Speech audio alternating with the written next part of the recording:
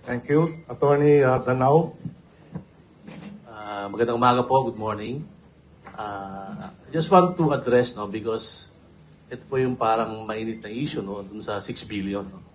So, you can quote me on this, Attorney Carpio said that the 6 billion is fake and a lie. Wala siyang ganong pera. Okay? You can quote Attorney Carpio on that. It is fake and a blatant lie. Kumbaga sa Tagalog, marites po yun. Marites lang, chismis. Okay?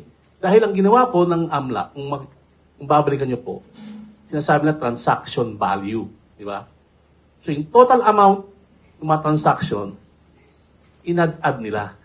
Dagdag, withdrawal, deposit, running balance. Para po ma-explain ko po mabuti, meron po akong sample dito. Okay. Di ba? Sa bank account nyo po, di ba? Sa libreta, passbook, meron pong entrada dyan, di ba? Una, yung credit or deposit, di ba? As pangalawang entrada, merong debit o withdrawal. Okay? As pangatlong entrada, merong balance, running balance. Okay? Kunyari, sa example natin na to, okay? Nag-initial deposit ka ng 100 pesos. Okay? So, sa kaliwa, andun yung credit. 100 pesos. Kulay green. Siyempre, ang balanse mo, yung first slide. Yan. Okay? So, yung green, nag-deposit ka sa left side. So, ang balanse mo sa kulay blue, 100 pesos. Kasi nag-deposit ka, di ba? Okay. So, next transaction, winidraw mo yung 100. Okay? So, papasok yan dun sa debit, kulay pula. Siyempre, winidraw mo yung 100 mo, ang balance mo 0. Diba? Tapos, the next day, nag-deposit ka ng 50 pesos. Diba? So, nasa left side yon yung kulay green. Siyempre, ang balance mo, 50 pesos. Kulay blue. Okay? Tapos, nag-deposit ka ulit ng 50 pesos the next day. Okay? So, ang balance mo na ngayon, 100. Nasa kanan, di ba? So, ngayon, yung balance mo ng 100 na yon, winidraw mo ulit, 100. Yun, nasa red. Siyempre, 0 balance ka na. Okay? So, ang ginawa nila, number of transactions. So, ilang transaction yan? Una, nag-deposit ka 100. Isa. Pangalawa, nag-withdraw ka 100. Dalawa. Pangatlo, nag-deposit ka 50 pesos. Pang-apat, nag-deposit ka 50 pesos. Pang-lima, nag-withdraw ka ng 100. So, total transactions, 5. Okay?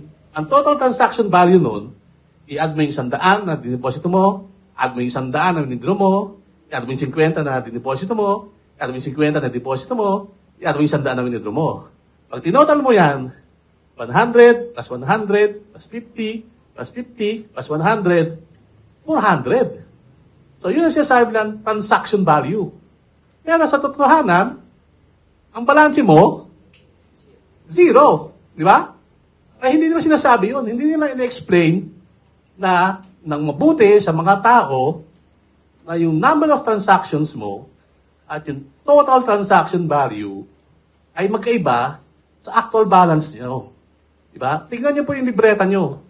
Magkaiba po yung transactions sa balanse. Okay? So, ibahin natin. Gawin natin kunyari para mas makita natin example.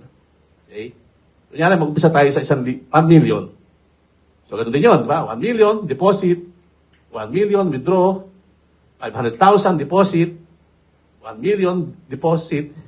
Withdraw mo ulit. Okay? So, sa ganitong example din, di ba? 5 transactions. Pero ang total transaction value mo 5 million. Pero 0 balance. Di ba? Eh, kung ito, tinimes mo ng 12 months per year. Diba? So, lalaki yung transaction value mo. 5 million times 12, 60M. Diba? So, 60M daw ang kabuuang transaction value mo sa isang taon, pero ang balance mo, 0. Diba? So, isang taon lang yan, 60M. Eh, di ba ginawa nila, ilang years? 20 years. So, 60M times 20 years. Tada! 1.2 billion. Di ba? So 1.2 billion daw for 20 years. Sample lang to, ha? Ang transaction amount, Pero ang posibleng balanse mo is? Zero. Di ba? Hindi nila in-explain yun eh. Kumbaga, parang ginawa nila, inaniwala mga tao na meron daw 6 billion, pero hindi na piniliwanag paano nila nakuha ito. Di ba? Half-truth eh. Talaga propaganda.